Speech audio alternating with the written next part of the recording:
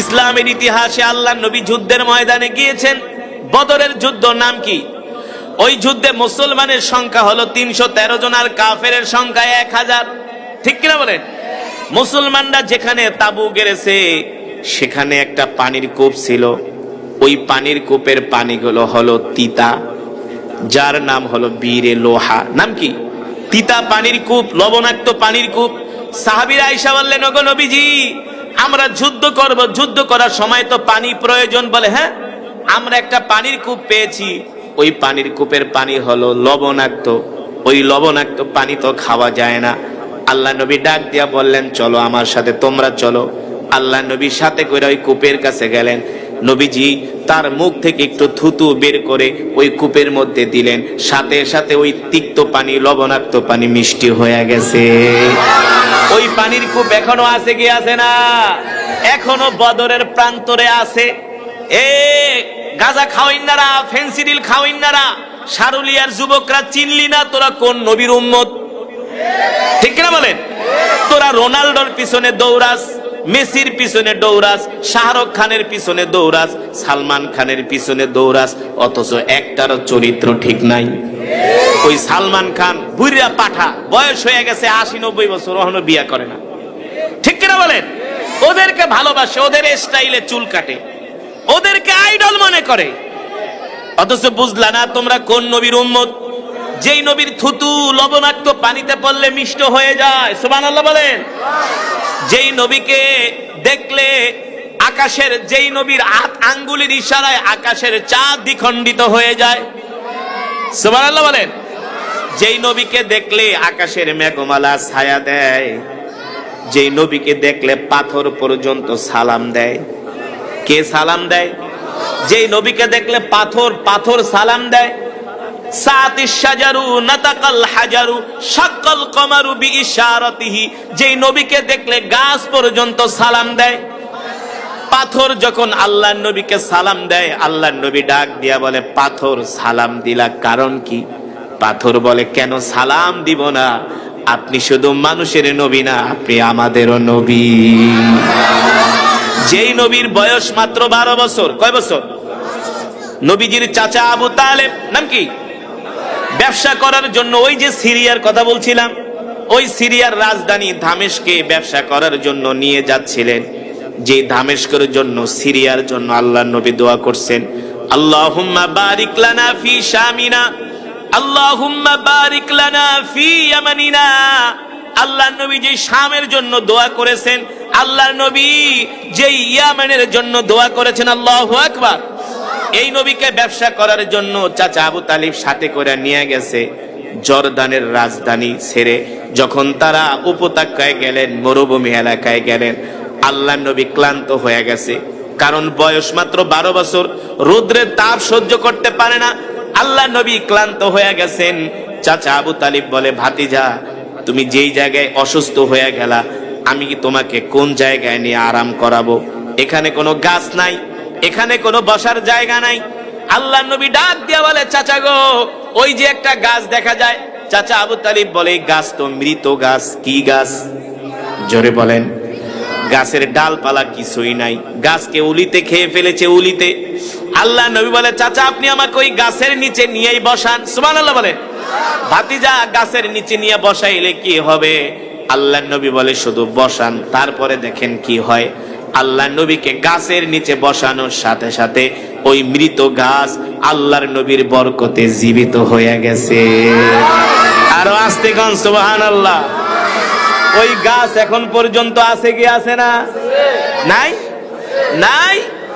এই গাছ কিয়ামত পর্যন্ত থাকবে। ঠিক কিনা বলেন? এই গাছ জর্দানের সীমান্ত এলাকায় এই গাছ এখনো আছে, যেই গাছকে বলা হয় সাহাবী গাছ। যেই মৃত গাছ আল্লাহর নবীর বরকতে জীবিত হয়ে গেছে। আমরা সেই নবীর উম্মত, খুশি নাকি বেজার? তাহলে আসতে বলি আলহামদুলিল্লাহ, মাশাআল্লাহ, মাশাআল্লাহ। আল্লাহ বরকত দান করুন, বলি আমিন। এই কথাগুলো কেন বললাম, এতগুলো উদাহরণ কেন দিলাম? আপনাদেরকে বোঝানোর জন্য। আমাদের নবী হলো রহমতের নবী, আমাদের নবী হলো বরকতের নবী। ঠিক কিনা বলেন? মনে আছে নাকি কোন জায়গায় গেছিলাম ঘটনা? দেই কোন জায়গায়? জোরে কই দিব? এত আস্তে কই গেলা? আরে জোরে কই না। কোন জায়গায় গেছিলাম? আবার এই মনে করে না যে সারুলিয়া থেকে একটা খাসি কিনা লয়ে গেছে। এটা কিন্তু সেই মদিনার কথা বলতেছি, ঠিক কিনা বলেন? সারুলিয়ার হাটের খাসি না, মদিনার খাসি। সুবহানাল্লাহ বলেন। মদিনার বকরি। সাহাবীর নাম কি?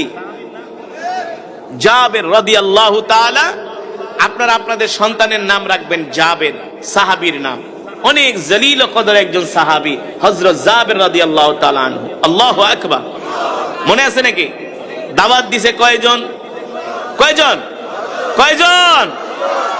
মানুষের সংখ্যা কয় হাজার? মাশাআল্লাহ। কে কইছে সারুলিয়া ওয়াজ করে মজা পাওয়া যায় না? সব ইমানদার। আল্লাহ কবুল করুন। আমরা সবাই রাসূলের আশিক। রাসূলের জন্য আমরা আমাদের জীবন দিতে রাজি আছি। কে বলেছেন? আল্লাহর নবী। কে বলেছেন? এই কলিজার টুকরা নবীকে যদি কেউ গালি দেয়, এটা কি সহ্য করা যায়? যেই নবীকে পাথর সালাম দেয়, যেই নবীকে গাছ সালাম দেয়, আল্লাহু আকবার। যেই নবীর আঙ্গুলের ইশারায় চাঁদ। সামনে আরো মজা আছে, বলবো? এবার আল্লাহর নবী যখন মক্কা থেকে মদিনায় গেলেন, মক্কার কাফেরেরা 10,000 বাহিনী নিয়ে মদিনায় আক্রমণ করার জন্য তারা প্রস্তুতি নিলেন। আল্লাহর নবী সাহাবীদেরকে নিয়ে মদিনাতে কত কষ্ট করেন। সাহাবীরা এক বেলা খায়, এক বেলা না খেয়ে থাকে। অনেক আনসারী সাহাবীদের ঘর পর্যন্ত নাই, বাড়ি পর্যন্ত নাই। আনসারী সাহাবীদেরকে মুহাজিররা তাদেরকে হেল্প করে, তাদের প্রয়োজনগুলো মিটায়। কত কষ্ট করে তারা মদিনায় দিন যাপন করে। এমন পরিস্থিতির মধ্যে মক্কা থেকে 10,000 কাফের রওনা দিয়েছে মদিনায় আক্রমণ করার জন্য। আল্লাহর নবী মদিনার 3,000 সাহাবীদেরকে ডাকলেন, ও সাহাবীরা, মক্কা থেকে 10,000 কাফের আসতেছে মদিনায় আক্রমণ করার জন্য। তারা চায় আল্লাহর জমিন থেকে আল্লাহর দ্বীনকে মিটায় দেওয়ার জন্য। তারা চায় আমাকে হত্যা করার জন্য। তারা চায় ইসলামের অগ্রযাত্রাকে বন্ধ করে দেওয়ার জন্য। সাহাবীরা, তোমরা কি সিদ্ধান্ত নিতে চাও?